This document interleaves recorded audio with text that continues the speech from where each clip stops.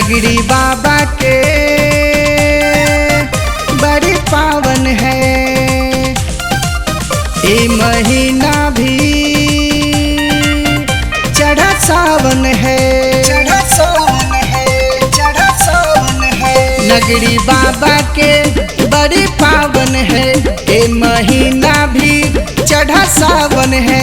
तो बाबा सब पे नजरिया खोले कि बम बम भोले भोले, कि बम बम भोले भोले, कि बम बम भोले भोले, कि बम बम भोले भोले।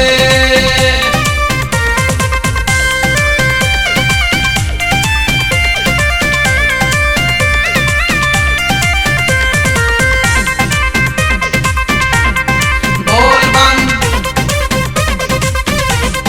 बोल बम।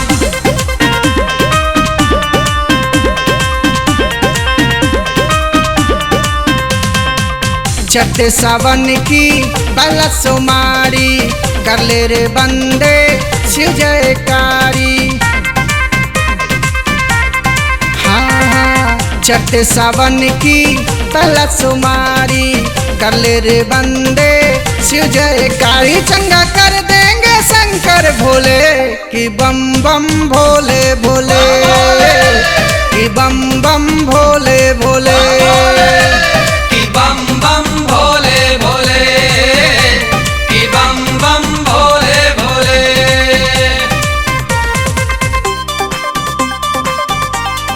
बोल बम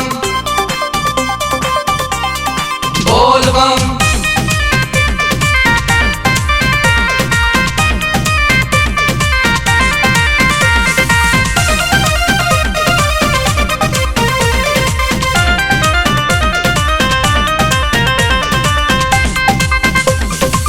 जो कोई जाता है बाबा के द्वारे खाली नहीं कोई आता है प्यारे।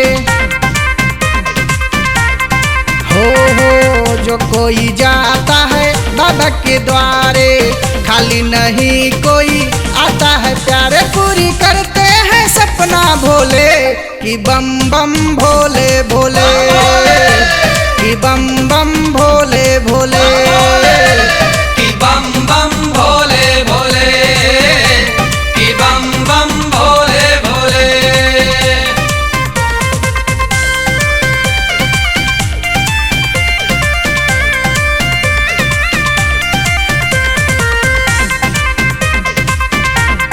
बोल बम बोल बम।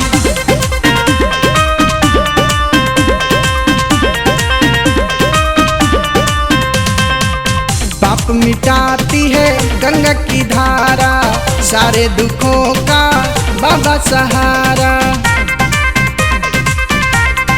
हाँ हाँ पाप मिटाती है गंगा की धारा, सारे दुखों का बाबा सहारा। दुख हरते हैं बाबा भोले कि बम बम भोले भोले,